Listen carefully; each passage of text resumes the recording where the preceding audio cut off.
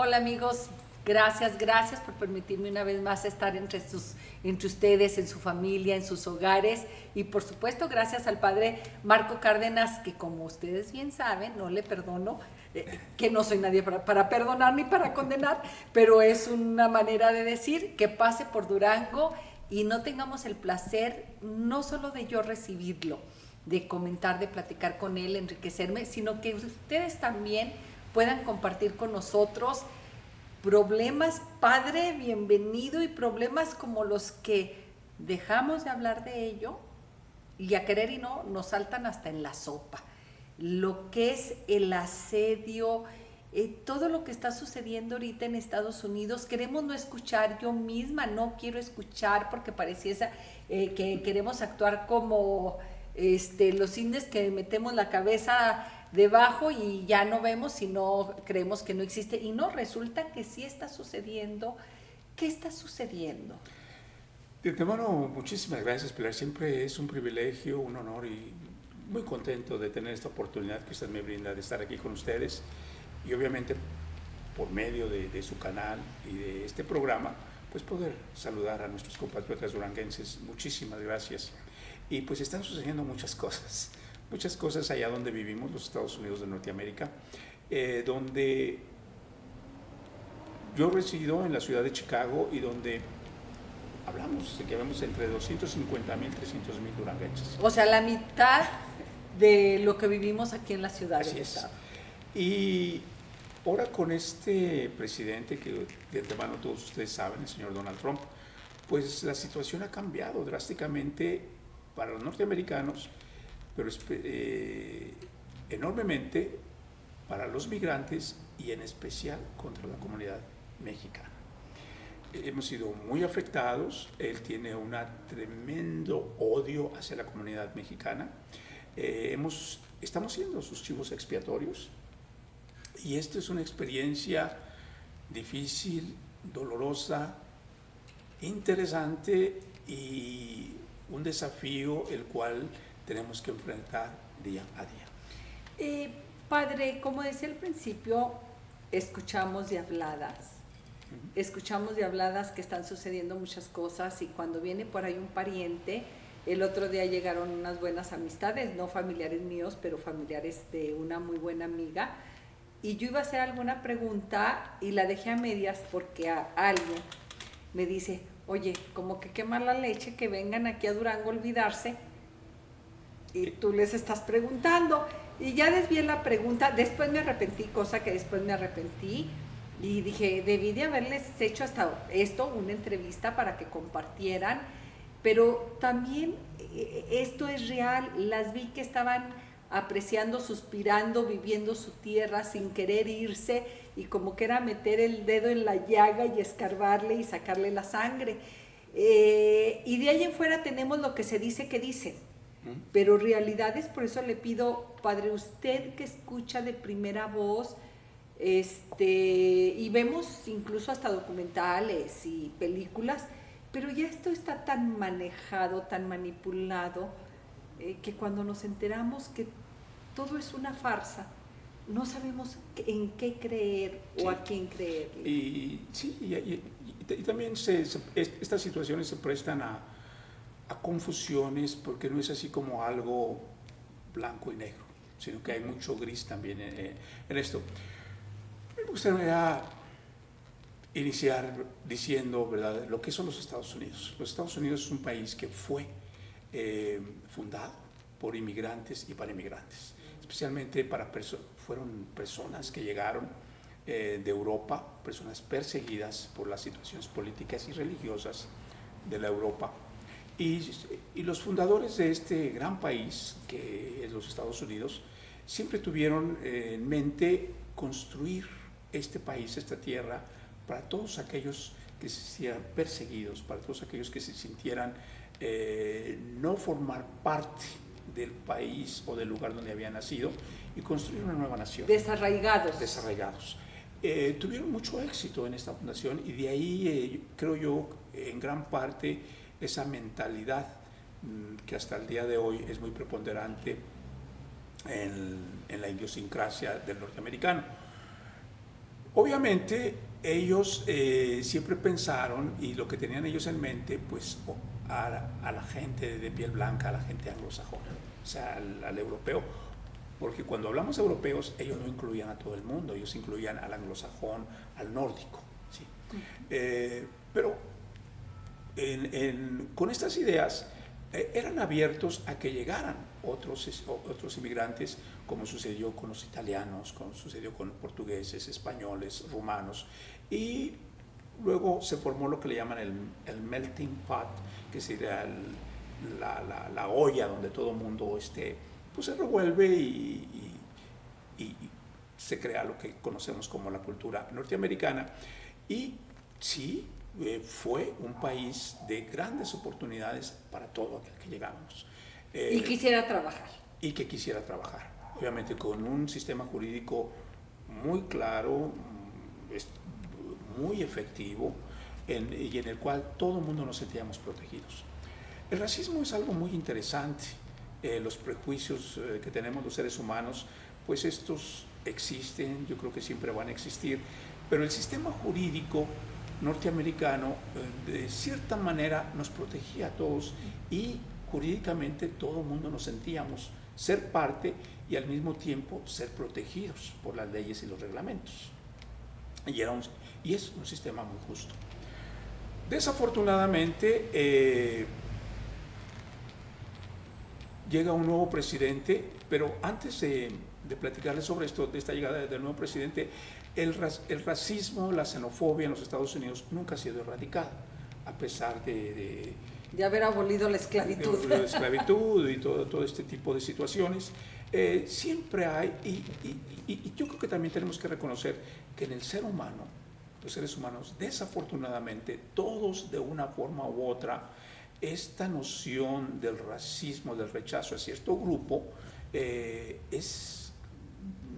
no sé, pero yo creo que es parte de nuestro, es parte del ser humano, es parte del ser humano. ¿Por qué no sabemos? Porque inclusive muchas veces no conocemos a un grupo étnico, no conocemos una cultura, pero lo que sí conocemos es que no nos gusta, que nos fastidia y no sabemos ni por qué. Y no sabemos por qué, que eso nos sucede mucho. Sí. Bueno, sí. Pero en los Estados Unidos eso sucedía, pero inclusive eso llegó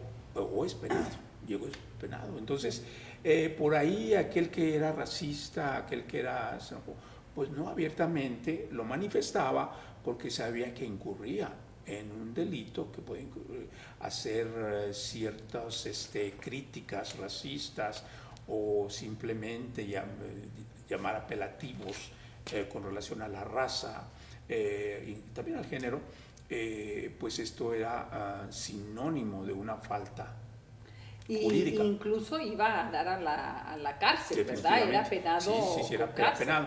Entonces toda esta gente, de cierta manera, había, creo yo, un freno. Esta gente sabía que era racista, pero obviamente vivíamos con ellos, pero de cierta manera podemos decir que se detenían. Había una forma en que no lo manifestaban abiertamente y pues podíamos convivir.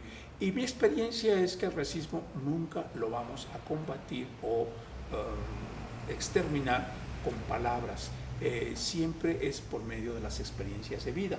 Entonces yo siempre a la gente en los lugares ministeriales donde trabajaba les decía, miren, oiga, en el lugar donde trabajo es racista, ustedes invítenlos, ustedes pretendan de que los quieren y háganlos parte de. Esa es la única forma que podemos luchar con el racismo. Con el racismo, tratar de convivir en paz. Nunca con palabras, nunca con la razón, mostrarle a esos que nos rechazan, que no nos aceptan, que no somos lo que ellos piensan.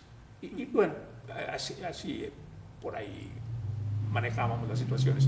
Pero llega el presidente Donald Trump y él, por medio de sus discursos, por medio de sus políticas, va a exacerbar el racismo, la xenofobia y obviamente todo aquel anglosajón, que también es muy importante aclarar que no todo el norteamericano es así.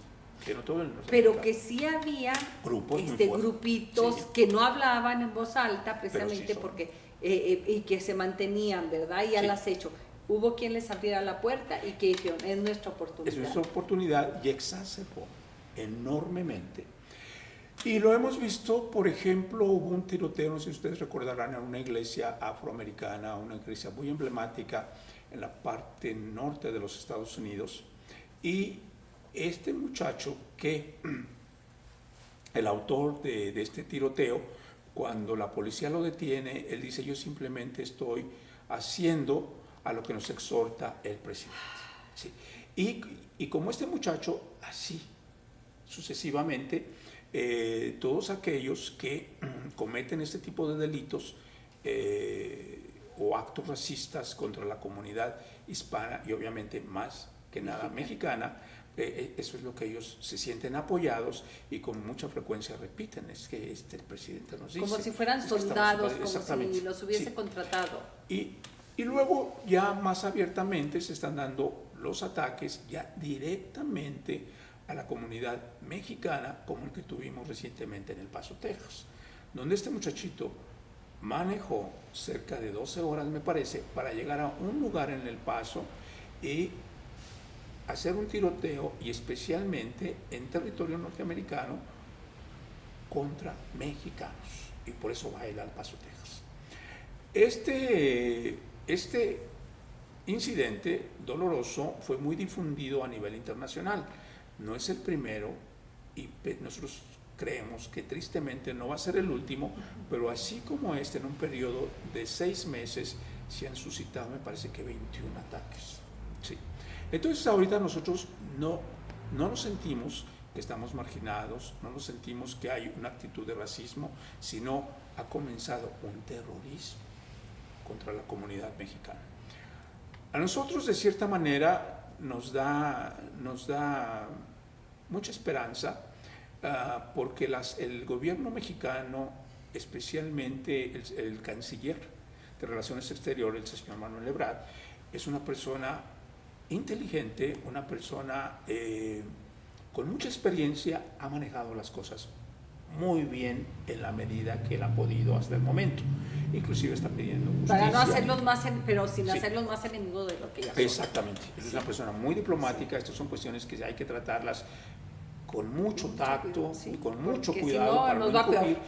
Pero al mismo tiempo, él inmediatamente de que sucede esto, él se presenta, él llama a una explicación por parte de la Casa Blanca, y lo que están pidiendo, no sé si esto vaya a suceder, que no tan solo el autor del asesinato del Paso, Texas, sino de los otros incidentes, los deporten o los extraditen a México, así como el gobierno americano solicita que le extraditen a aquellos a nuestro bien conocido Chapo y por demás. Ejemplo, sí, por ejemplo, exactamente, si nosotros les hemos extraditado porque eso no lo exigen, ¿por qué no? Y ahorita están en eso. Que lo extraditen o no lo extraditen, para nosotros las cosas no se van a arreglar, pero al mismo tiempo nos sentimos, de cierta manera, no estamos solos. Alguien por ahí está alzando la voz también por nosotros, y sobre todo alguien que es parte de nuestro gobierno, que es parte de nuestro país, y como menciono, lo más interesante e importante para nosotros, que lo está haciendo de una forma muy ética, muy profesional, y al mismo tiempo siendo muy asertivo. Y eso, pues, a nosotros, de cierta manera, nosotros no estamos buscando venganza, pero sí justicia. Pero aún así, padre, ¿sabe uno que esa es una parte diplomática? Que el día al día es nuestro día, los que caminamos por la calle, y estoy pensando por los que viven allá, con este terrorismo que usted dice, pues por más negociaciones que estén haciendo a esos niveles, ya ahorita hay muchísimas células que están en contra de los mexicanos. Yo creo que así saliera ahorita Trump a decir: retiro lo dicho, vamos a estar en paz, no volteen a ver a los mexicanos, ya no son nuestros enemigos. Yo creo que de todas maneras este odio que despertó, que ya estaba ahí, nomás lo despertó él, ¿sí? Ya no va a ser tan fácil. Ya, ¿cómo evitar eso? Se va a llevar tiempo. Los que vivimos allá durante mucho tiempo sentimos que caminamos un camino muy largo a fin de llegar a tener un entendimiento, una buena convivencia, una buena comunión con el anglosajón. Y hicimos muchas cosas y cada día, no pasaba día en que enfatizáramos en la necesidad de inculturizarnos, de ser parte de esa nación, de ser parte de esa cultura dentro de las posibilidades que teníamos. Pero ahora, con estas actitudes y estas políticas y este presidente, hemos retrocedido y vemos que todo ese esfuerzo y trabajo se ha echado a perder. ¿Y cuánto tiempo nos va a llevar para recuperarnos? Yo creo que va a ser muchísimo, porque esto no sucede en un día ni dos. Y lo más triste de todo es que el presidente vuelve a ganar. Él se va a reelegir y el señor vuelve a ganar. No, para nosotros es triste porque también lo que estamos viendo aquí, que la población, esta población clase media, pues están muy contentos, están muy satisfechos con lo que está pasando y obviamente lo están apoyando. Algo muy, muy ejemplar sobre esto que estoy diciendo, ahora que él tuvo un ataque directo con estas 4 senadoras de origen no anglosajón, estas 4 mujeres que son parte de la autoridad del gobierno norteamericano, él tuvo un ataque muy fuerte, un ataque, los nombres, cómo las trató, cómo les llamó, prohibiciones que hizo contra ellas, especialmente una de ellas que nació de origen palestino, que nació en Israel. Ella quería ir a Israel a visitar a su familia, que todavía viene por allá, ordenó a Israel que no le permitieran la entrada y cosas así por el estilo. Bueno, o sea, ya personal. Sí. ¿Regresamos?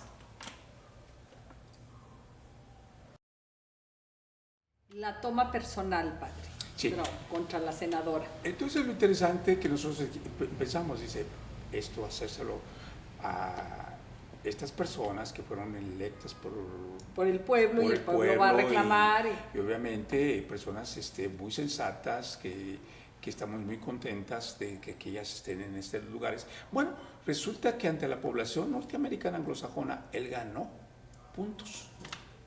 Es lo que no puede uno concebir. Entonces, es muy interesante.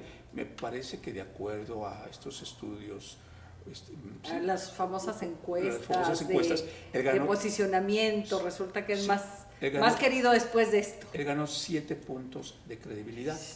Entonces esto lo ha... Y todas estas cosas que él hace, estas cosas que él ha hecho, pues obviamente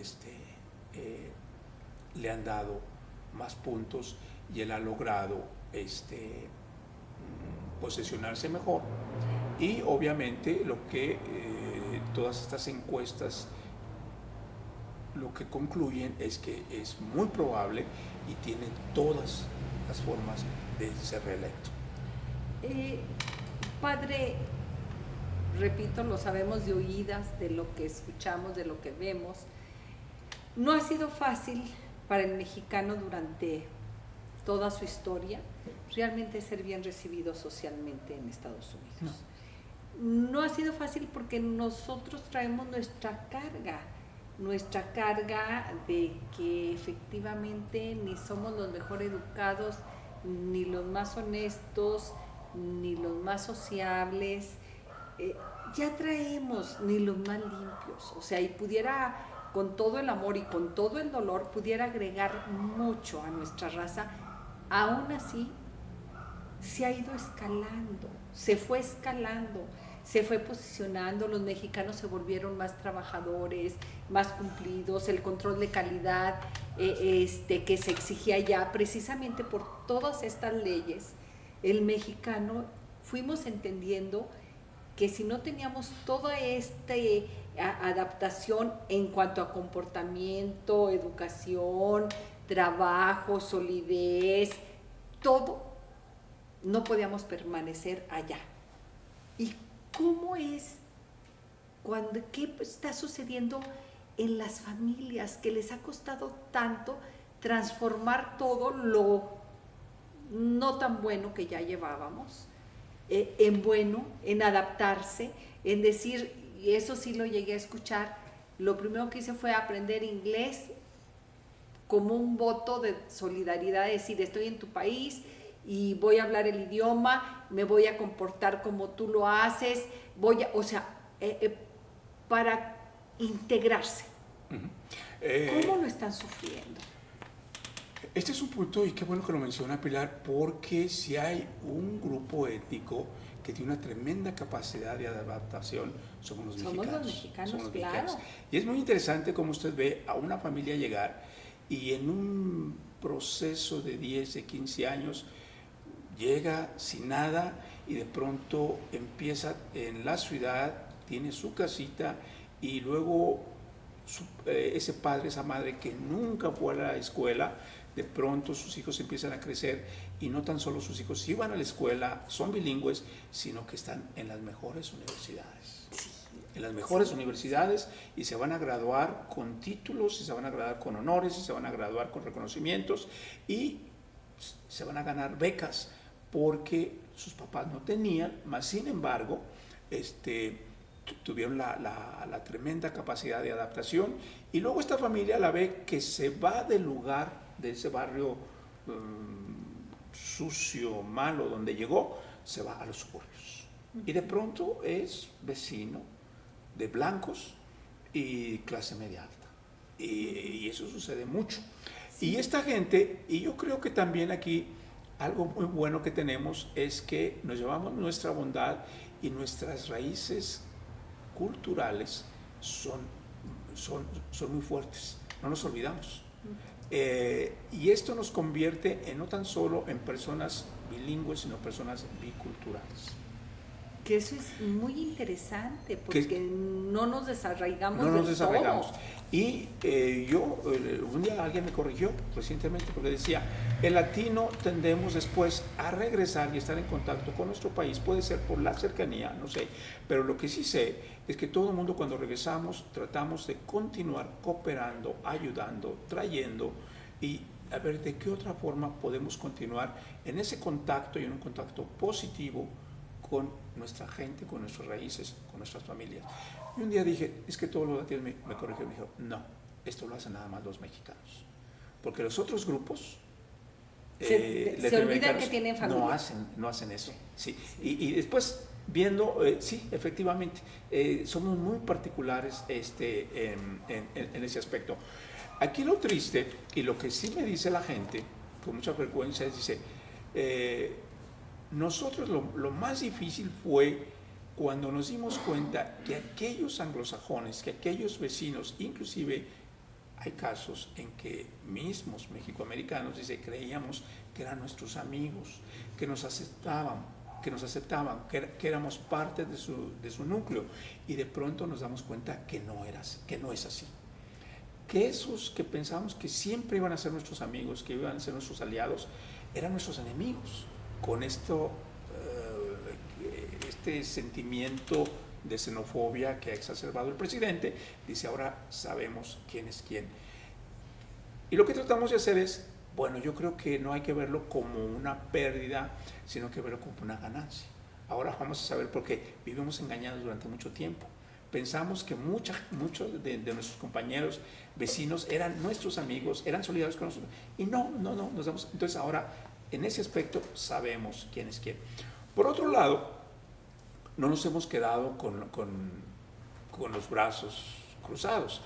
¿Qué hacer ante estas situaciones? Bueno, aquí lo que sabemos, como mencionaba, el racismo, la xenofobia no se combate con palabras, con debates, tratando de concientizar, no, sino con hechos, con ejemplos. Entonces aquí lo que se exhorta a todo el mundo, en tu trabajo, si antes cumplías, ahora tienes que cumplir doblemente.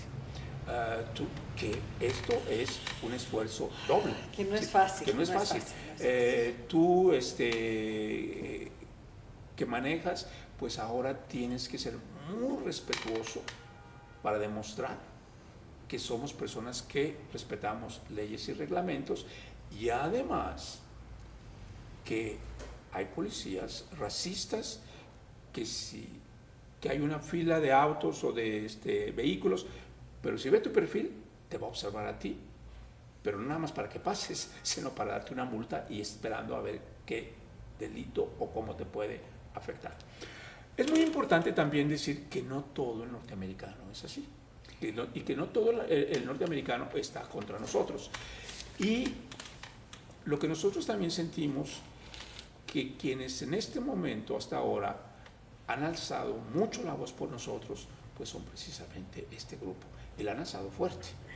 Muchos anglosajones están completamente en contra de la construcción del muro, que ese muro nunca se va a construir, o sea, es imposible. Pues ya dijo Trump que ya se está construyendo. Ya se está construyendo, y si hay partecitas inclusive que ya se habían construido, y él insiste y insiste, y yo creo que también esa insistencia y también eso que está haciendo, también obviamente con esto ha ganado y va a ganar más puntos. Otro aspecto también que ahorita, si me permiten, lo mencionamos, esta cuestión de las caravanas. Esas caravanas son auspiciadas por el presidente Trump. ¿Okay? ¿Y cuál es la razón por lo que lo está haciendo? Bueno, pero entonces aquí lo que nos hemos dado cuenta, ¿quiénes son nuestros amigos, quiénes son nuestros enemigos? Y yo lo que les menciono a la gente, si antes caminamos una cuadra o qué sé yo, una milla, ahora debemos de caminar 2 para, de cierta manera, es un ejemplo burdo, decir que tenemos la fuerza, tenemos la voluntad y aquí no estamos en una forma gratuita. ¿Cuánto tiempo vamos a poder hacer esto? No sabemos. Pero por otro lado, lo que sí vemos es que una gran cantidad de gente que se fue para allá, que se estableció allá y que pensaban quedarse allá, no lo van a... han cambiado esta idea y van a regresar, y lo vemos en el envío de remesas. Nunca los índices habían sido tan altos como actualmente. Entonces, pues, ahora que está Trump, se envían más remesas a México. Sí, pero esto lo que quiere decir es que aquella gente que tenía o que tiene ahorros, que tenía propiedades, los está vendiendo, se está deshaciendo de lo que tiene, lo está mandando a México, y muchos también se están regresando con lo mucho o lo poco que tienen, y obviamente esto representa pues un ingreso mayor económico para México, pero lo que quiere decir que dentro de pocos años esos ingresos ya no van a existir para México. Y uno de las preocupaciones es que estos ingresos para México, pues me parece que no sé si es el primero o el segundo, pero es muy importante, y estos ingresos ya no los vamos a tener en México. Y bueno, tampoco tenemos mucha ayuda porque también aquí estamos cerrando la puerta, ¿verdad? Padre, hablábamos del día al día, de cómo viven, escuchamos, que incluso no es que digan ya no pueden salir, este temor está evitando o está llenando de pánico a las familias para salir, para algo que es un derecho, yo creo, de cualquier ser humano, el poder caminar sobre su propia banqueta. Sí, es interesante, Pilar, que después de la elección del presidente Trump, al día siguiente, yo llego de fuera, yo no estaba en los Estados Unidos, incluso cuando se lleva a cabo la elección, y llegamos un grupo de personas, yo iba con un grupo, regresamos a los Estados Unidos, obviamente al aeropuerto de Chicago, y el trato ya fue completamente diferente. Al siguiente día de la elección, y un trato déspota, arrogante, inclusive todos nosotros, las interrogaciones, cómo checaban lo que llevábamos, fue completamente diferente y exclusivamente hacia nosotros, los que tenemos ese perfil mexicano, los que Y ni cómo quitarnos, ¿no? Ni cómo quitarnos como luego dicen vulgarmente, la pluma, ni cómo quitárnosla. Sí. Y cuando salimos a la calle, ¿verdad?, lleno de patrullas, lleno de agentes de inmigración, cosa que anteriormente no había sucedido. Y luego ya después, ¿verdad?, ya toda esa semana, usted ya iba a un edificio público, y ya de cierta manera de entrar, lo primero era observar a qué te voy o a qué lugar para que me atienda, porque todo el mundo con una actitud, a mí me llamó mucho la atención que entro a un edificio al siguiente día de servicio al cliente, veo todo y me veo un joven, me dice, pásale para acá, y yo, me da mucho gusto recibirlo, pero como que me lo estaba diciendo en un tono de lástima, como, no se sienta mal, pásale, nosotros vamos a asegurarnos que lo vamos a atender. Entonces dije, inclusive ellos se están dando cuenta de que la actitud ha cambiado. Bueno, sucede esto. Luego ya empiezan los abusos en los trabajos y luego, pues ahora ya después con estos tiroteos en los supermercados hay que tener mucho cuidado, ¿verdad? Si usted va a pagar en un supermercado y luego va un anglosajón adelante de usted, pues ellos sienten todo el derecho, ellos sienten que tienen que ser los primeros en ser atendidos y usted luego se da cuenta por ahí, entonces usted lo que hace es que se retira. Yo aquí no tengo problemas porque aquí yo voy a perder. Entonces ya eso de que de cierta manera sabíamos que éramos ciudadanos de segunda clase, de segunda clase por allá, pues lo pensábamos, pero ahora ya no. Lo sentimos. Ahora lo sentimos. Ahora lo sentimos. Y luego ya después con esta cuestión de estos tiroteos y estos ataques, porque así como esto mencionaba, ha habido muchos en muchos lugares. Estoy seguro que aquí, por ejemplo, se dieron cuenta de que unos jovencitos, había una persona mayor, me parece que de 70 años, en una calle de Nueva York que iba caminando por la noche y pasaron un grupo de jovencitos anglosajones, lo agarraron a patadas como si fuera una pelota de fútbol y se reían, decían, estamos practicando contigo su deporte nacional. O sea, asesinaron a este señor y simplemente porque era mexicano. Y ese señor cometió el error de llevar una playera de estos, un equipo de fútbol mexicano. Y entonces se dieron cuenta que él era mexicano. Entonces ahora usted tiene que tener cuidado. Precisamente, nunca había sucedido, pero yo soy responsable de una estación de radio en Chicago y ahora que me vine, ¿verdad?, es recomendarle a todo mundo que hagan una campaña donde a la gente estas fiestas patrias les recomienden y hacer una especie de spots recomendando a la gente que no salga con la bandera mexicana. Qué tristeza, yo no había pensado en eso. Y sí, pues la semana que entra ya es 15 de septiembre y no poder gritar ¡Viva México! Exacto. Entonces, ¿regresamos? Padre, el no poder, fíjese, yo no había pensado de ver a la semana que entra nuestra fiesta nacional, cuando en otros años alrededor del mundo muchísimos países han dedicado este día y lo vemos en las embajadas, vemos las fiestas en las calles y que los propios países se suman a esta alegría mexicana. ¿Qué va a suceder ahora? No poder gritar ¡Viva México! Digo, no quisiera pensar que esto me hace recordar historias paralelas que han sucedido con anterioridad. Definitivamente. No estoy diciendo en ningún momento que estas festividades que son tan nuestras de los mexicanos no se van a celebrar. Estoy seguro que sí. Pero lo que sí estamos conscientes de que tenemos que tomar medidas cautelares, que tenemos que tomar medidas y que no lo vamos a hacer con la libertad, la alegría, el entusiasmo con que lo hacíamos anteriormente, que esto es diferente, exactamente, y que tenemos que hacerlo con mucha cautela y sobre todo la exhortación que si podemos evitarlo sería mucho mejor, porque sí nos estamos exponiendo y hay peligro en esta exposición que hagamos con eso.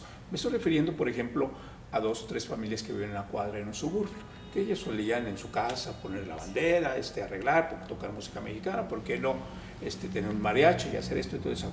Si son 3 o 4, no lo hagan en su barrio, mejor. Háganlo ustedes, hagan en lo pequeño, en lo corto, pero no lo hagan en la forma en que se hacía anteriormente. Híjole, padre, yo ahorita estoy recordando, ni siquiera voy a recordar del autor que decía que la historia había que escribirla para que nunca se nos olvidaran los hechos. Es este escritor uruguayo, Sí, también Sí, se me fue el nombre, sí. sí. Y se refería él claramente a los acontecimientos nazis, Sí, cuando en toda esta narrativa del holocausto, obvio, la mayoría de los seres humanos nos estremecemos, incluso hubo, yo creo que brotes de desacuerdo en contra de esta narrativa, en contra de estas imágenes que todos vimos, y fue cuando salió esta frase: hay que contarlo y hay que escribirlo para que volteemos y veamos y no volvamos a cometer el mismo error. Pero ahorita voltea uno a Estados Unidos y dice uno, ¿y que él nunca supo esta historia? Sí, y hay muchos paralelos en su política y en las acciones que está tomando. Hay muchísimos paralelos de lo que hizo el gobierno nazi en Alemania en los años de 1940. Sí, primeramente buscar a un grupo, a un chivo expiatorio, como fueron los judíos. Eso es exactamente lo que está haciendo el presidente. Pero ahora los mexicanos. Ahora somos nosotros, somos los mexicanos, exactamente. Este chivo expiatorio, y luego hacer toda, deshumanizarlos, ¿verdad? Ellos son los causantes de que no haya empleo, ellos son los causantes de que haya tanto consumo de drogas, ellos son los causantes de que no haya trabajos, ellos son los causantes de que el gobierno esté gastando tantas cantidades en servicios sociales. Entonces nosotros somos los culpables de todo, cuando es completamente falso. Tristemente, el norteamericano es una persona muy mal informada, y obviamente pues esto se lo creen, y es en la forma en que él ha logrado convencer a la población norteamericana, y obviamente le han dado su apoyo y su voto, que fue exactamente lo que hizo Hitler. Él, de todos los males que sucedió en aquella época en la Alemania nazi, pues él culpó a los judíos y los tomó de sorpresa, y también la indiferencia del mundo, pues los dejaron solos. Pero es triste cómo ahorita que menciona Pilar, la historia se repite. A nosotros nos dio mucha tristeza, porque actualmente ustedes han escuchado de la separación que hacen de niños en la frontera. Sí, están separando familias, no es posible eso. Exactamente. Entonces llega una familia y lo está haciendo de cierta manera para desanimar que la gente continúe yéndose, y sobre todo con niños. ¿Okay?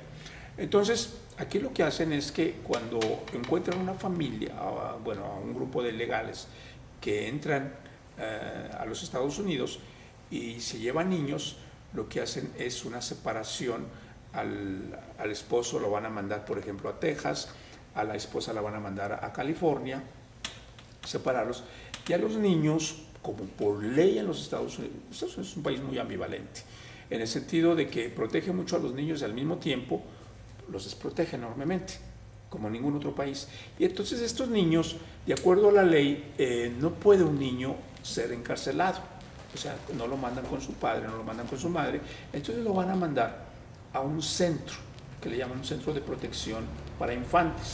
Estos centros son centros privados. Los propietarios de estos centros están haciendo el negocio de su vida, porque me parece que cobran por cada niño entre $150 y $400 por día. Entonces ya hay miles de niños. Entonces esto les está generando mucho dinero a aquellos que tienen a estos centros. Bueno, los centros, ¿qué son? Los centros son una especie de bodegones llenos de jaulas, porque son jaulas. Entonces ahí es donde tienen Pues por ahí se filtró, yo recuerdo una fotografía de estas jaulas, sí. Y se desmintió y dijeron que no era cierto, que era de paso, ¿verdad? Sí. Y cuando nos vemos lo que hicieron los nazis, ellos hicieron exactamente lo mismo.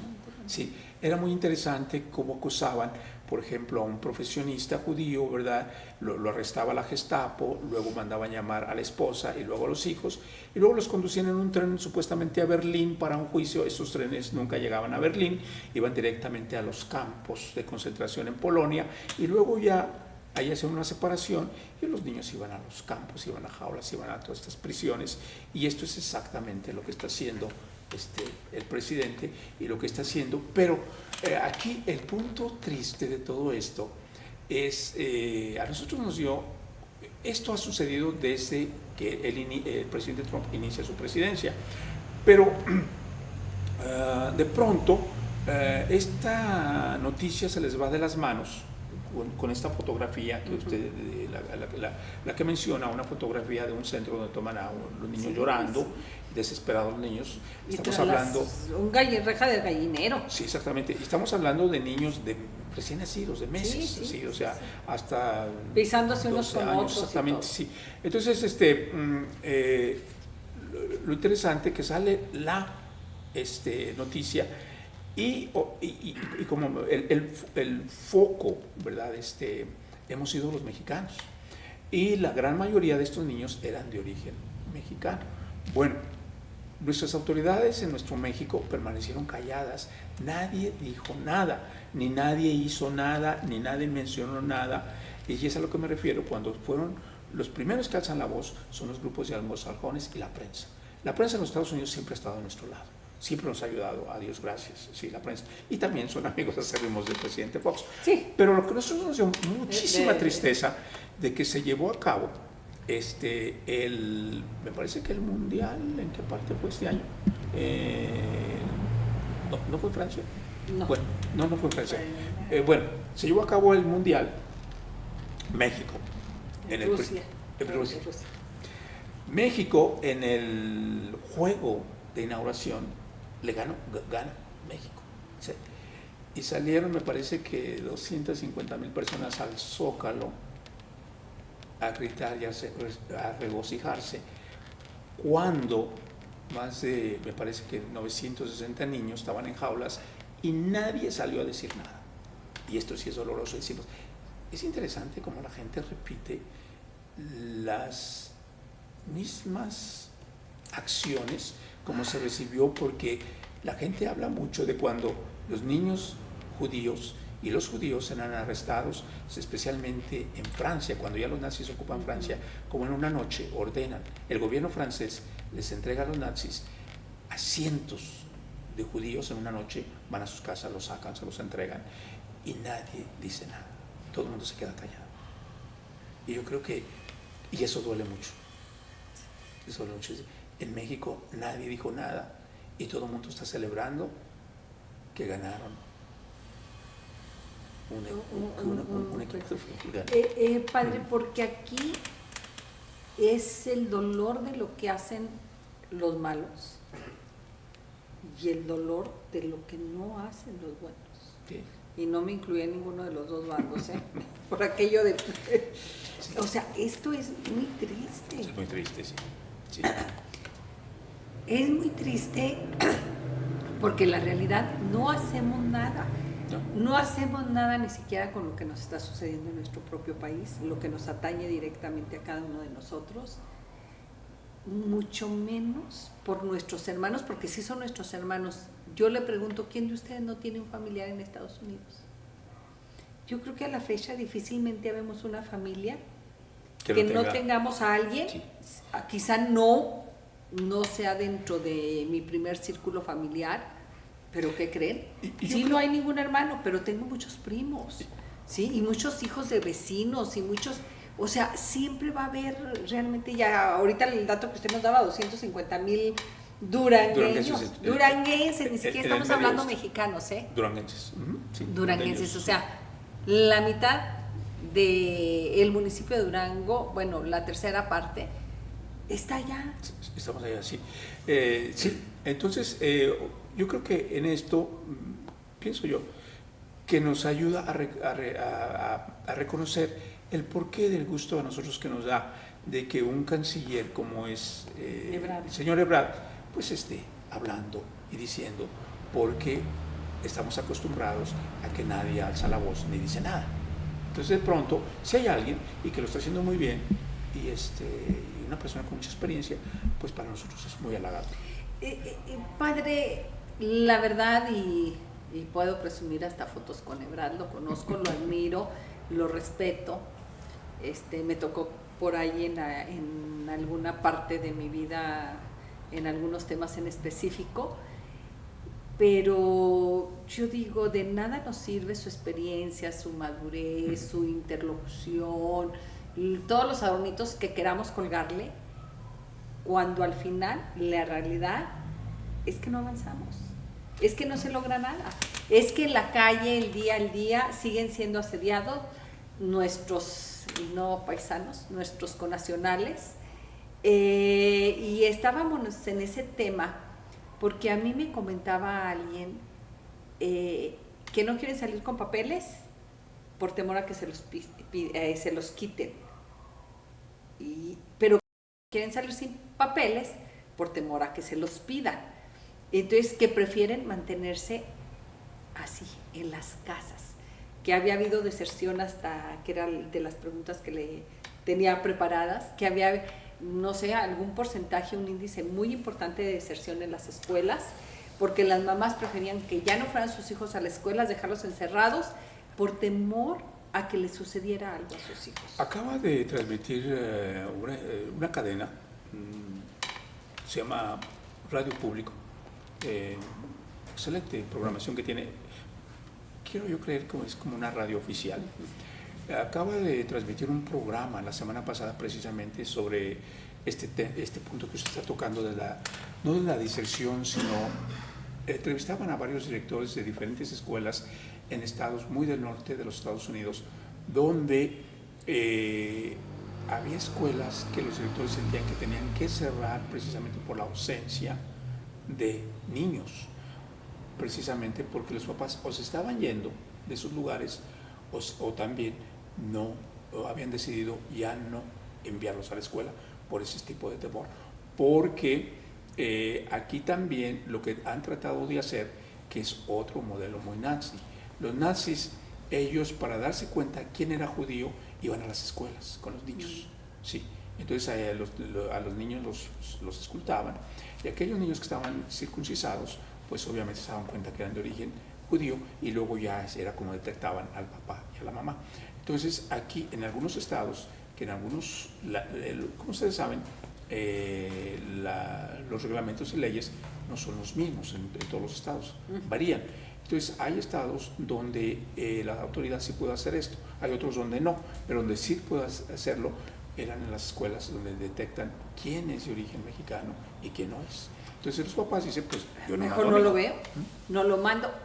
Padre, ¿qué está sucediendo? Porque para mí es muy confuso. En un principio se hablaba de que estrictamente los que no tenían papeles. Después salió que no, que los que tenían papeles, pero determinado tiempo. Yo me perdí, ya no sé realmente, este ataque es generalizado, es contra un sector de mexicanos. ¿Cómo es esto? No, es contra todos. Y esa también es Parejo. una estrategia.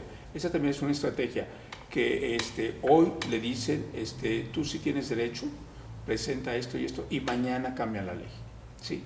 Entonces esto es parte también de una especie de terror psicológico también, y esto es planeado, esto tiene un propósito. Nosotros en la estación de radio en Chicago, en Radio Planeta América, donde yo estoy, tenemos abogados de migración todos los viernes. Entonces la gente llama y pregunta sobre sus estatus, y ellos muy amablemente, todos son anglosajones, y ellos son los que nos hablan de esta estrategia de cada semana. Lo que ellos están informando es de qué reglamentos y qué leyes cambiaron. O sea, quizá esto de decir presenta tus documentos es como para hacer un listado, como para tener ellos un inventario de todos los que tienen que sacar. No es para protegerlos, sino para tenerlos cautivos, este público. Sí, no lo están haciendo ahora, pero lo que estos abogados están recomendando que sean muy cautelosos en cuanto a quién le van a presentar, cómo y dónde su documentación. En la ciudad de Chicago tuvimos recientemente un problema porque se hace un censo, y es muy importante que todo el mundo tome parte de su censo, porque de acuerdo a los grupos y a las necesidades, sí, se les puede dar servicio en la ciudad. Se les dan servicios, y entonces el problema era que en el censo siempre preguntan origen étnico. Y el problema que estaban teniendo es que si hacían esta pregunta, la gente no iba a participar. Entonces ellos decían, bueno, entonces aquí cómo vamos a manejar esto. Es muy importante saber, porque en base, como usted lo menciona, vamos a poder diseñar, organizar y dar los servicios pertinentes. Pero si la gente no sale a votar, entonces inclusive ha sido objeto de mucha controversia si incluyen esta pregunta o no. ¿Por qué la gente tiene miedo? Padre, aquí definitivamente, y bueno, yo creo que no hay persona mejor a la que se la pueda preguntar, ¿qué papel tiene la Iglesia Católica cuando sabemos que la mayoría de los mexicanos somos católicos y seguimos siendo católicos a donde vayamos? ¿Regresamos?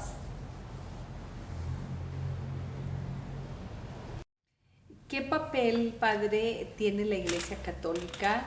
Y estoy hablando tanto la Iglesia como institución, como usted como sacerdote, incluso la misma parroquia, ahí cambio la palabra, parroquia, porque lo sabemos, lo hemos visto también a través de la historia, que cuando hay crisis alimentaria, las parroquias se abren, incluso creo que en especial en cuanto a los temas de solidaridad, incluso de inglés. Yo recuerdo que han tenido cursos ahí para darles inglés, más allá de la catequesis. ¿Cómo están actuando? ¿Qué está haciendo ahorita la Iglesia ya? El papel que juega y debe de jugar la Iglesia, obviamente es muy importante, de mucho compromiso. Recordemos que la Iglesia o el líder debe ser voz de los que no tienen voz. Ahorita lo está haciendo, y obviamente la Iglesia Católica lo que ha hecho es trabajar también con todos aquellos pastores no católicos, de otras denominaciones, y juntos alzar la voz y tomar medidas de cómo ayudar a todas estas personas tan afectadas, y en este caso no tan solo los mexicanos, sino a todo inmigrante que está siendo muy afectado por la situación actual contra el migrante. De hecho, hay muchísima asesoría jurídica por parte de abogados profesionales. Estamos trabajando muy de cerca, sobre todo con la comunidad judía, con los rabinos, y aquí lo voy a interrumpir porque acabamos de abordar el tema coincidentalmente, o nada es coincidencia. Los judíos, yo creo que sienten empatía. Definitivamente. O sea, aquí es decir, ya lo vivimos. Exacto. Nosotros. Y ellos han sido los que han tomado, de cierta manera, tomaron la iniciativa muy fuerte desde el principio que llegó el presidente Trump. Y también cabe destacar que estos ataques y terrorismo contra la comunidad mexicana no es exclusivo contra nosotros, también contra la comunidad judía. Ha sido muy, muy afectada.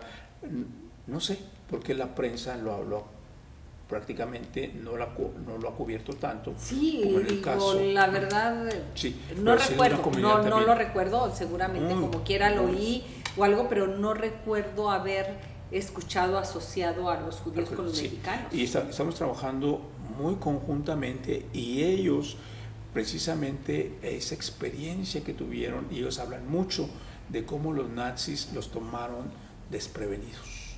Ellos no se unieron, ellos no alzaron la voz, y cuando quisieron ellos obviamente manifestarse, ellos ya era bastante tarde.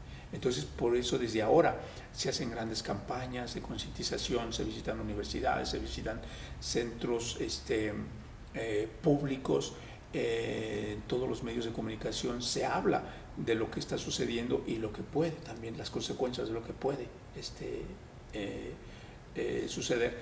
Y también la Iglesia Católica en los Estados Unidos, estamos trabajando muy en conjunto con el resto de la Iglesia Católica en la América Latina, porque, y ya lo estamos viendo, porque ahora con todas estas dificultades y esta orden que han recibido en las fronteras prácticamente de hacerlas herméticas contra la emigración de indocumentada, esto no ha hecho en ningún momento que todas aquellas personas que tenían en mente o que vienen en camino hacia los Estados Unidos se detengan. Ellos han seguido viniendo, y obviamente a los países de América Latina, por ejemplo de Nepal, de la India, de Pakistán. Ellos vienen mucho al Brasil y desde ahí hacen toda la travesía a pasar por México. Entonces, ¿qué es lo que está pasando? Ese es otro punto también que yo veo aquí, que no se contempla con la seriedad que debería, porque mucha de esta gente se está quedando en México. Ay, sí, sí, y estamos hablando aquí de miles de personas. De miles de personas. Cuando nos dicen los miles, te sorprendes, que atravesaron. Sí. Y ni uno ha logrado atravesar a Estados Unidos. No. Entonces todos esos se quedaron regados. Entonces aquí. Estos se están quedando. Yo precisamente, Dios mediante, este año para Semana Santa, voy a estar en Ciudad Juárez. Y precisamente vamos a estar ahí porque nos van a hablar de todo este grupo de haitianos, de cubanos y de caribeños que se han quedado en Ciudad Juárez y que van a estar ahí. Y obviamente pues, no van a regresar ellos ni a Haití ni a Cuba, y tampoco obviamente van a entrar a Estados Unidos. Entonces, ¿qué hay que hacer al respecto? Regresarlos, usted puede de cierta manera deportar 15, 20, pero no puede deportar usted 5,000, 6,000 personas, ¿sí? Entonces, ¿cómo podemos organizarnos? Aquí, en cuanto a la Iglesia Católica, que esto no es un reproche, pero me parece que de los miles de albergues que están en México para recibiendo y ayudando en la medida posible a los migrantes, son de la Iglesia Católica, y por parte de la autoridad es mínimo. Sí, es mínimo. Y ahorita prácticamente toda la ayuda y asistencia que se le está dando a los migrantes aquí es por parte de la Iglesia Católica. Y eso tampoco sale mucho. No, eso no se habla. Y obviamente que la Iglesia tampoco no lo... No lo hace por vanagloriarse, sí, porque sí, no. Mal haría. Sí. Padre, porque en México, yo lo digo, creo que nunca se lo he dicho a un sacerdote, pero a mi público sí se los he dicho, les digo, bueno, pues yo soy católica circunstancial, porque nací dentro de una familia católica, México es un país católico, he coqueteado con otras religiones y regreso fiel, ferviente a mi catolicismo por varias situaciones que algún día discutiremos usted y que me encantaría. Pero soy católica circunstancial, seguramente si hubiese nacido en algún otro país, sería la religión que me inculcaban mis padres. Claro. Y a dónde voy, consciente de que todas las religiones nos llevan a la divinidad. ¿Sí? Sí, esa es la finalidad de la religión, un vehículo. Es un vehículo, que nos transporta a la divinidad. Sí, que nos transporta a la divinidad. Para mí el camino, la verdad y la vida es Jesús, pero tampoco cierro mis posibilidades de creencias a que otras personas, su camino, su verdad y su vida sea otro, diferente, por medio de otro vehículo. Sí, este es el que me tocó, por eso es circunstancial. Pero en Estados Unidos no es así. La mayoría no son católicos. No, los Estados Unidos es considerado un país protestante. Un país protestante. Sí. ¿Cómo navegar aquí? ¿Cómo navegar el decir, los mexicanos se asocian mucho al catolicismo? Las iglesias católicas, que es a lo que voy, al punto que voy, por eso quería hacer una remembranza de que sé que son protestantes. Ustedes tienen el sello de mexicanos y las iglesias católicas. ¿Cómo se sienten agredidas? Lo que sucede, la Iglesia Católica y sobre todo los líderes religiosos en los Estados Unidos vivimos una experiencia muy ejemplar para el mundo. Es muy interesante cómo convivimos y trabajamos juntos. Y eso sí es muy ejemplar, porque yo no lo he visto, por ejemplo, en Irlanda. Pues tuvieron una guerra los católicos contra los protestantes y sin sentido, tonta. Sin sentido. Y se está peleando por católicos contra protestantes, y yo creo que es lo menos que podía suceder. Estar defendiendo a la perspectiva de de Dios, y Dios no necesita que nadie lo defienda. O sea, sí. Ni que nos matemos no, en su nombre, peor. Matarnos en su nombre. Los Estados Unidos sí, esto sí es muy ejemplar, donde participamos todos juntos, sobre todo cuando se presentan problemas sociales de la índole que se están presentando actualmente. Acaba de organizarse precisamente una marcha a Washington y fue no de los católicos, sino organizado por todos los líderes religiosos, y era una marcha que salía de las diferentes iglesias. La idea era de llegar a Washington, pero es muy bonito de cómo todos participamos, y aquí no hay competencia. Pudiéramos decir que el común es la defensa de los derechos humanos. Sí, el común denominador, la ayuda al necesitado. Sí, la necesidad del necesitado. Y hablando de los derechos humanos, ¿dónde están los derechos humanos? En cuanto a este hostigamiento. Bueno, ahorita decía que los Estados Unidos es un país muy ambivalente, que en el sentido de que siempre ellos se consideran el paradigma de la democracia, la ley y el orden. La ley y el orden, y por otro lado, pues es todo lo contrario. Hay una doble moral. Hay una doble moral tremenda. Y cuando decía yo, por ejemplo, los niños, pues allá es muy penado el abuso físico contra los niños, el abuso sexual, pero pues a los niños se les alimenta con comida chatarra, por ejemplo. En las escuelas a los niños lo que es un sándwich, pura basura, como comida, y así hay toda una serie de cosas que dice uno, pues ¿dónde está toda esta idea de proteger a la niñez, de guiarlos, de enseñarlos? Pues aquí hay mucha ambivalencia, pero es parte de la idiosincrasia y de la cultura americana. Es parte de esto, pero el ser humano sigue siendo ser humano y seguimos teniendo nuestros derechos elementales.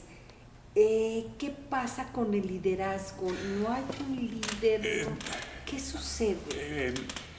Recordemos que los derechos humanos, pues más que nada, quienes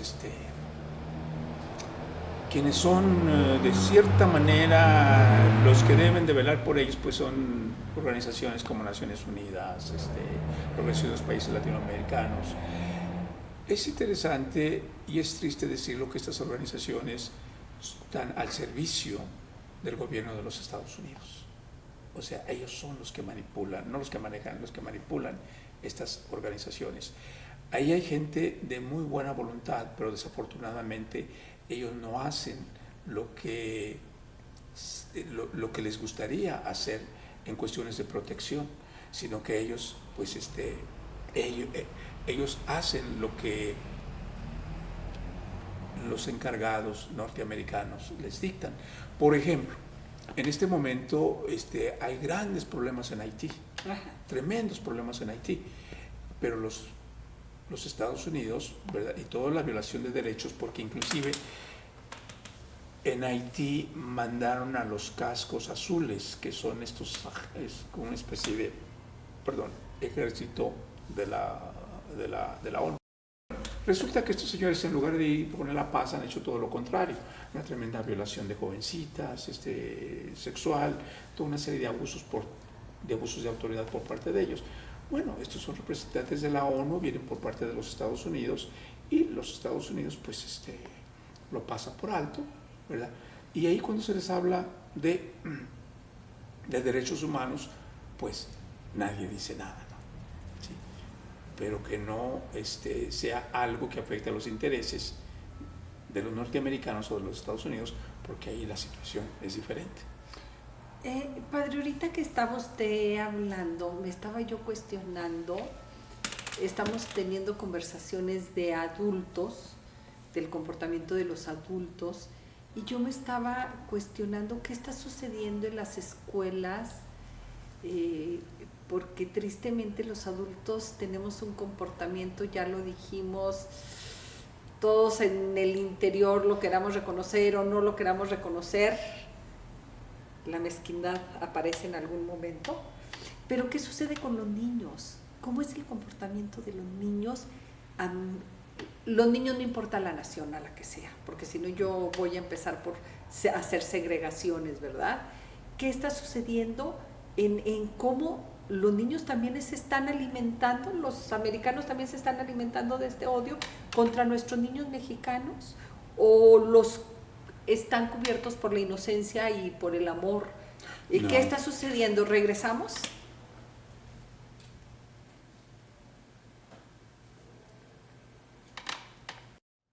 ¿Qué sucede con estos niños, padre? Este es un punto muy interesante que está tocando, porque esta es una de las grandes preocupaciones de muchos líderes y de muchas personas mexicanos en los Estados Unidos, porque esta acción de separar a estos niños de sus familias, y obviamente muchos de ellos no van a ser regresados a sus familias, porque de acuerdo en las dinámicas y en la forma que lo están haciendo, no llevan un control y no saben exactamente ¿Quién es de quién? ¿Quién es de quién?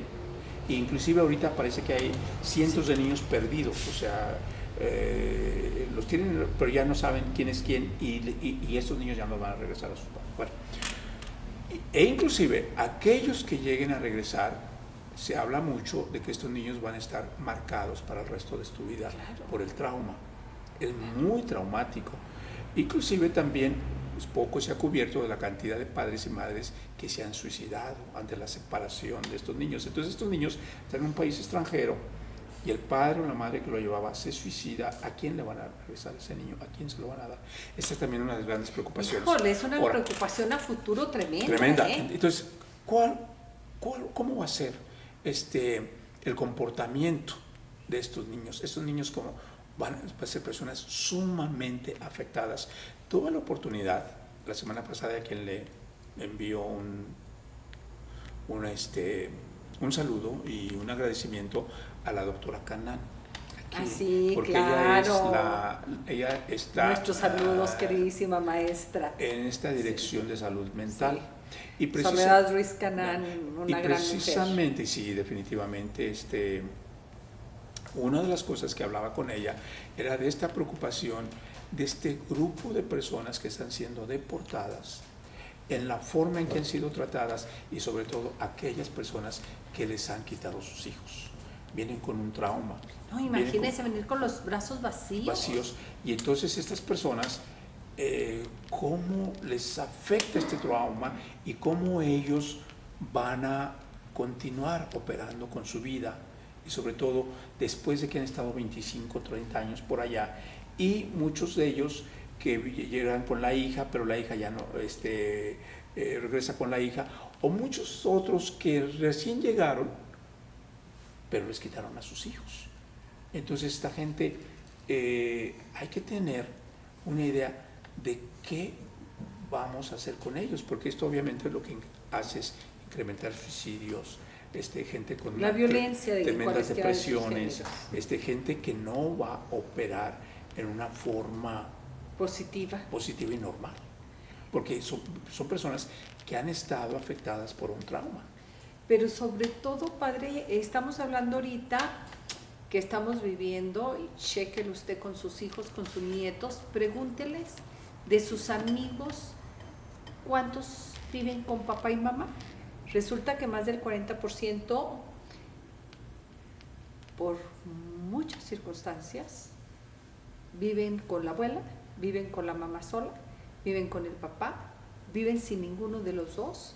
Y estoy hablando muchísimas circunstancias, desde suicidios, secuestros, desgraciadamente a veces parece olas de epidemia, el cáncer en muertes jóvenes.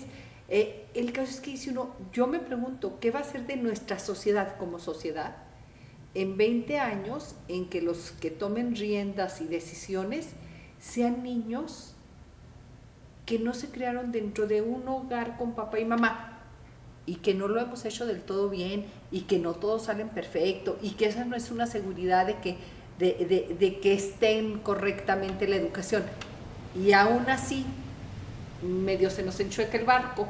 Ahora, ¿qué va a pasar con estos hijos abandonados? Con estos hijos abandonados. Y también hay los casos en que estamos hablando de la separación de estos niños, ¿verdad?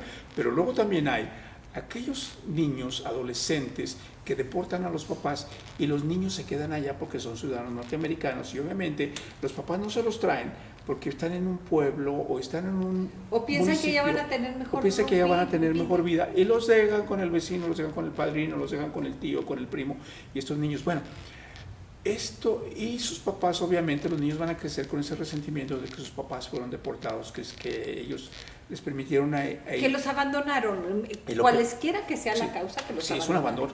Y entonces lo que vemos ahí, que estos niños crecen con un resentimiento. Obviamente esto es algo nuevo, esto es algo reciente, todavía no padecemos los efectos, pero en Bélgica, si ustedes recordarán, hubo algo muy parecido con los padres árabes que trajeron en Bélgica, en Holanda, en Francia a trabajar y a los padres, después que ya no los necesitaron, los deportaron, los hijos se quedaron muy jovencitos porque como habían nacido eran ciudadanos. Y aquí tenía no. y aparte aquí tenía mi mundo, mis amigos, vete tu sí. papá. Y entonces estos muchachitos, ¿qué es lo que hicieron en Bruselas? Pues ya andaban quemando toda la ciudad. ¿Qué es lo que han hecho, por ejemplo, en Copenhague, en esos lugares? Estos jovencitos no tienen sentido de pertenencia. No tienen sentido de pertenencia, un tremendo resentimiento al sistema político, social del lugar donde se encuentran y muchos de estos muchachitos lo que han pasado es ser parte de la delincuencia. A ver, padre, objetivamente, no lo sé, lo desconozco, por eso lo pregunto. Ahorita en las deportaciones, si una familia, los padres no tienen papeles, los deportan, pero ¿es su decisión traerse a los hijos aunque tengan papeles? Sí, es decisión, sí, es decisión de los padres. O sí. sea, aunque mi hijo sea ciudadano y todo, yo puedo decir, él se regresa junto conmigo. Sí. ¿Sí? Sí, es menor de edad. Si es menor de edad. Sí. Y si es mayor de edad, él decide. Sí, exactamente. Él decide. Sí. Y en el caso que usted dice que separan al papá y la mamá y los mandan a un lado y otro lado, ¿con qué finalidad los separan? Como mencionaba, la finalidad que es muy clara es el presidente decir, si continúan viniendo como familia, esto es lo que les va a suceder. Ok, como amenaza. Es como una especie de amenaza. Sí. Y como ejemplo, para que tú no te vengas con tu hijo y con tu esposa, porque al cabo aquí los vas a perder. Cuando la doble moral, como decía, es que él mismo es el que esté patrocinando estas caravanas. ¿Sí? Simplemente, la mayoría de las personas que integran estas caravanas vienen de Honduras, vienen de El Salvador. ¿Con qué finalidad las patrocina? Vienen estas, vienen de Nicaragua, vienen de El Salvador, vienen de Honduras, de Guatemala. Imaginemos por un momento aquí en Durango, si hay una persona que de pronto va al norte de la ciudad o a una colonia popular y de pronto les dice a todos, saben que agarren sus cosas y vámonos a los Estados Unidos caminando. Ahí como que, ¿para qué o por qué o cuál es la finalidad? ¿Sí? Sí lo van a seguir 2 o 3, pero no 2,000, 3,000 personas. ¿Sí? Ok. Y es interesante que estos líderes hacen propaganda y la pregunta aquí en estos países, ¿quién paga esa propaganda? Porque es propaganda muy profesional. No, ¿sí? pero, o sea, ya hay otros más gastos. Sí, y cubren otros más gastos. Y luego por los países donde van cruzando, les permiten entrar, incluyendo México. ¿Qué país? Y les ponen los albergues y les dan de comer sí. y todo. ¿Qué país les abre a 1,000 personas? Miles. O una caravana de 1,500 personas. Llega a la frontera y le dicen, ustedes van a ir a Estados Unidos. Sigan, señores, pasen. Sí. Digo, ¿quién hace eso? Okay. Entonces aquí ya hay intereses, acuerdos, todo este tipo de cosas. Y luego se habla mucho de que estos líderes que los van viendo, los dejan en ciertos lugares y se regresan. Y al poco tiempo estos líderes regresan con otra caravana. Estos mismos líderes. Entonces, ¿quiénes son estos señores? ¿Qué es lo que está haciendo Trump? ¿Para qué le sirve a él esto? Esto le sirve a él que vean cómo nos están invadiendo. Y hay alguien que debe poner aquí orden y ese soy yo. Entonces ustedes, y no hay nadie más que ponga orden en esto. ¿sí? Y más que el muro. Y este tipo de estrategias Y también quizá crear guerrillas dentro de un país ajeno. Sí, y entonces, y esas estrategias son muy americanas, y no es nuevo, ellos siempre lo han hecho. Cuando quieren construir el canal de Panamá, ¿qué es lo que hacen? Ponen en contra a Panamá contra Colombia, que era un solo país, lo dividen, hacen que los ayuden para independizarse, después nosotros les ayudamos, ahora van a ser independientes, van a ser libres, pero déjenos construir el canal, nosotros vamos a encargar de su funcionamiento a perpetuidad. ¿Sí? Y así hacen todo ese tipo de cosas. ¿Qué hacen con Cuba? Con Cuba, cuando ya ganó prácticamente su independencia de España, ellos se meten, luego después, señores, permítanme su constitución, poner, parece que le llaman PRAT, una especie de tratado ahí, donde diga específicamente que nosotros los americanos tenemos el derecho de intervenir en su política y decisiones cuando nosotros lo creamos pertinente, y está en la Constitución de Cuba. Y luego además, que nos den la bahía de Guantánamo a perpetuidad, pero ojo, les vamos a pagar renta. Son 40 millas la bahía de Guantánamo, y la renta es a perpetuidad, no es regalado, les vamos a dar la renta, son $1,500 mensuales. Ay, muchísimo. Como para que se vuelva rico Sí, todo el pero pueblo. aquí el punto es, eso es muy típico americano. Sí, creo que se puede ver con esa claridad. De aquí no se vienen solos y No. digo, por favor, alguien tiene que estarlos incitando y mínimo un tramo asegurarles que pueden ir bien. Aquí lo interesante es ver quién es esta persona que está causando esto y que no tiene una conciencia humana de darse cuenta del calvario que pasa esta gente. Porque lo hemos visto las escenas de niños, de mujeres embarazadas, de muchachos, de todo tipo, buenos, malos, irregulares.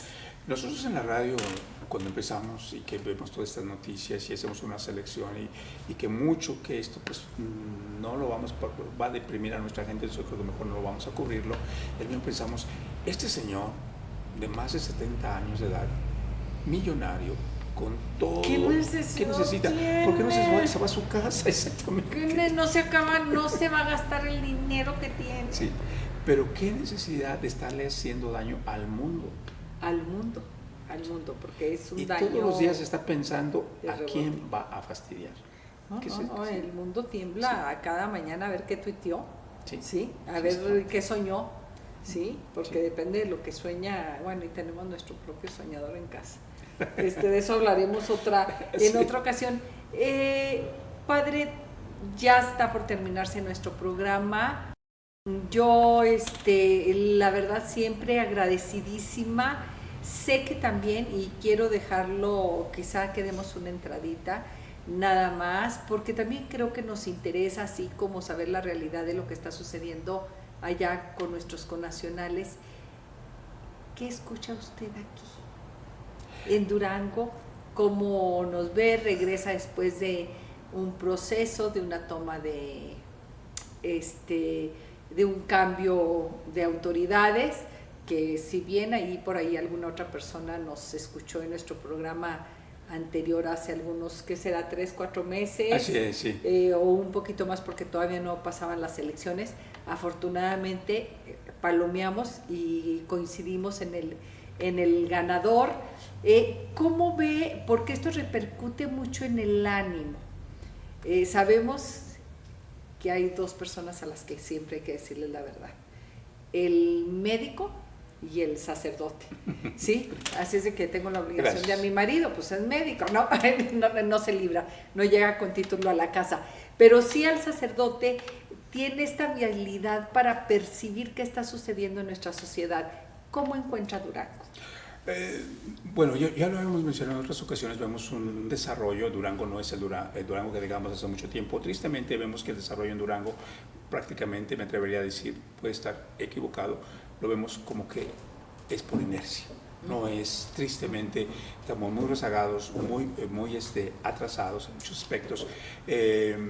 Un gran desánimo porque la gente antes de la elección tenía muchas esperanzas, la gente participó muy directamente y la gente, hay un sentir generalizado de que no ha obtenido los resultados de las expectaciones que tenía en cuanto a nuestras autoridades. Y eso es muy común. Y esto estamos hablando a nivel nacional. Y estamos hablando a nivel nacional, exactamente. Entonces, pues eso ciertamente es desconcertante. Lo que sí, que nunca hay que perder, yo creo que la esperanza y que todo esto lo veamos como una especie de desafío, que en lugar de sentirnos mal, de deprimirnos, continuemos. La vida sigue y la vida debe de continuar y nosotros debemos de seguir avanzando. Por otro lado, pues a mí me da gusto porque sobre todo con los jóvenes, ya lo mencionábamos en un programa, que tanto los niños como los jóvenes no son el futuro de un país, de una sociedad, son el presente. Y a mí me da mucho gusto aquí que los jóvenes, porque alguien dice es que los jóvenes están perdidos. No, yo veo unos cuantos, pero no son aquí lo que yo veo es muchos adultos muy perdidos y muy confundidos, pero más bien somos los adultos y debemos de tomar conciencia de eso y los jóvenes son nuestra consecuencia. Si los jóvenes se pierden, si los jóvenes se desilusionan, claro, niños, yo soy corresponsable, soy corresponsable y muy fuerte. Somos los adultos, sí. Más allá de que tengamos hijos o no hijos, yo como adulto soy corresponsable de lo que sucede en la juventud. Nada de que no tengo y me libro, Sí. Todos somos. Sí. Y por otro lado, ¿verdad? Aquí a los jóvenes que he tenido, a mí me dio mucho gusto, estuve en la avenida veterinaria donde hay diferentes facultades de la universidad. Sí. Yo pasé por ahí, tuve que visitar a alguien y es interesante el respeto de los jóvenes, todo el mundo saluda, todo el mundo presto a indicar, a orientar. Yo preguntaba cosas, déjelo llevo, sin saber ni quién era, ni nada de eso. Y algo muy bonito que no debemos de perder, el saludo. Todo el mundo, buenos días, buenas tardes, con permiso. Entonces digo, esta no es una juventud perdida, esta es una juventud de esperanza. De esperanza. Esta es una juventud de anhelo, esta es una juventud de desarrollo y de progreso. Pues yo creo que aquí muy claro, yo creo que los que tenemos que ponernos las pilas y no perder el de no entrar al desánimo, y ya lo decía San Agustín, que el primer aliado del demonio era el desánimo, era la depresión, era agachar la cabeza, así es de que yo creo que hay que seguir por delante. Definitivamente. Padre, siempre es un placer. Le sigo pidiendo, de favor, que nos honre con su presencia, de que nos comparta como hoy el tema de la realidad con nuestros connacionales que está sucediendo, y siempre lo vamos a estar esperando, Padre, y que usted siempre tenga buen camino de regreso a Chicago, pero que siempre tenga mejor camino a su tierra de Durango. Muchísimas gracias, yo me siento muy halagado con sus palabras y sobre todo esta oportunidad de estar aquí en su programa con usted y esta oportunidad de estos diálogos y estas pláticas. Bendiciones a todos ustedes, muchísimas gracias, muy agradecido. Y gracias a Televisión España, que hace posible que me permitan estar ahí en sus hogares.